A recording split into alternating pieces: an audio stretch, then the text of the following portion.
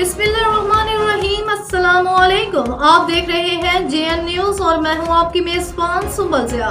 Bulletin का बाकायदा आगाज करते हैं और शामिल करते हैं अब तक की अहम तरीन खबर। चिश्तिया से खबर शामिल करते हैं हमारे ब्यूरो चीफ जुनूबी पंजाब हाफिज मोहम्मद बशीर की रिपोर्ट के मुताबिक चिश्तिया थाना सिटी डिवीजन पुलिस की रेलवे स्टेशन के करीब मुबैना पुलिस मुकाबला 2 डाकू जख्मी। थाना सिटी डिवीजन पुलिस ने मुलजमान को असलहा रिकवरी के लिए लेकर जा रही थी। रेलवे स्टेशन के करीब पुलिस पर मुलजमान के साथियों की फायरिंग। पुलिस और मुलजमान के माबैन फायरिंग के तबादले में 2 डाकू जख्मी। दोनों मुलजमान फायरिंग के नतीजे में शदीद जख्मी हो गए।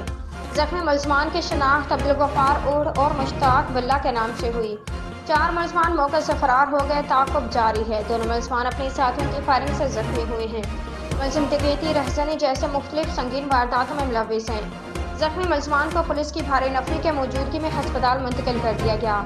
हाफिज मोहम्मद बशीर, ब्यूरो चीफ जुनूबी पंजाब, JN न्यूज़।